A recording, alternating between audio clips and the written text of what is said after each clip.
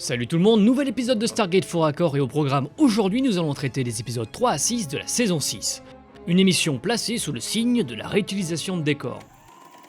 Et on commence tout de suite avec l'épisode Réunion.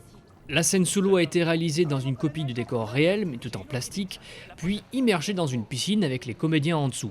En fait, l'eau ne monte pas, c'est plutôt le décor entier qui coule.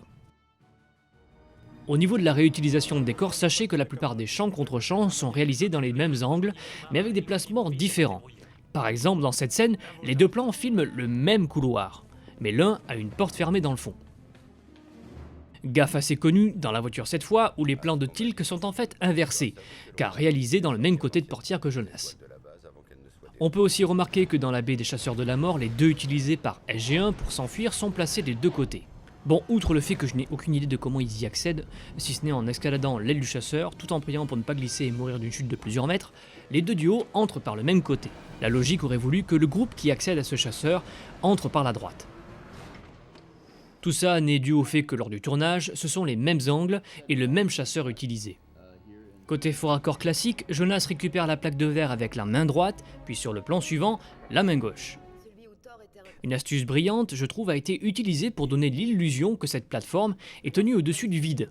Ce sont des miroirs placés au sol qui réfléchissent le décor et donnent l'impression qu'il se poursuit en dessous. Épisode suivant, Prisonnière des glaces.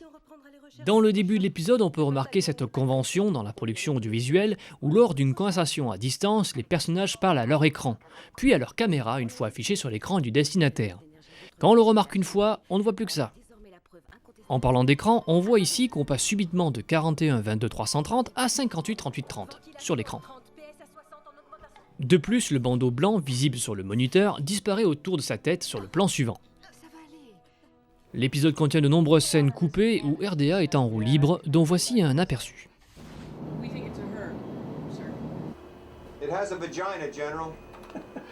Dans cette séquence, SG-1 s'éloigne du plan des lieux, puis se retrouve devant, avant d'en être plus éloigné. Toujours dans les faux raccords, le bras de Teal'c est placé sur le bureau, puis le long du corps sur le plan suivant. Côté crudité et fruits composés, on peut apercevoir un ananas posé sur un baril dans l'entrée. Alors c'est une blague récurrente pour l'équipe de production qui en a planqué un bon nombre à travers le temps. Épisode suivant, expérience secrète qui flirte doucement avec le monde de l'horreur et de l'épouvante. Je dis ça parce que de nombreux plans font penser à des films ou des séries connues, comme ce plan, qui rappelle un peu Psycho, ou celui-ci qui est bien un clin d'œil à Twin Peaks. C'est un épisode aussi qui est assez spectaculaire pour son nombre de décors réutilisés. Par exemple, la chambre de Carter est tournée dans le même endroit où le shérif Knox se réveille plus tard. Ce plan de Teal'c et de Jonas dans la voiture se situe au même endroit où ils sont actuellement en train de regarder. Et le bar est le même lieu que le diner, mais dans l'autre sens et redécoré. Plus incroyable encore, dans la scène du bar justement, le mur derrière Jonas est le même mur que celui qui se trouve derrière Teal'c sur le contre-champ.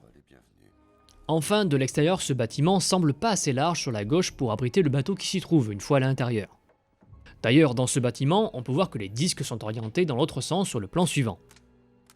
Les petits clins d'œil sont bien cachés cette fois-ci, comme l'étiquette du nom de l'agent Cross qui est Paul Mully, le nom d'un des auteurs de cet épisode. Un autre auteur est clin d'œillisé sur le van de livraison où il est écrit Malozzi, quelque chose and packaging. Joseph Malozzi est aussi un auteur de la série. Et là, on voit Peter DeLuise sortir du café.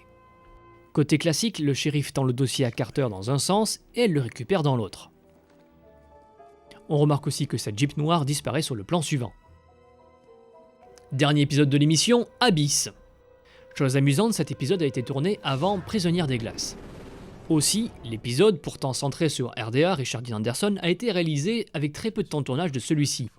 Par exemple, Richard Dean Anderson et Cliff Simmons, qui jouent Baal, ne sont pas vus une seule fois puisque les deux acteurs ont été filmés à des moments différents. Dans la scène d'introduction, alors que toute la scène a été tournée en extérieur et doublée par Dan Chia, le plan où O'Neill rampe a été réalisé en studio avec Richard Dean Anderson.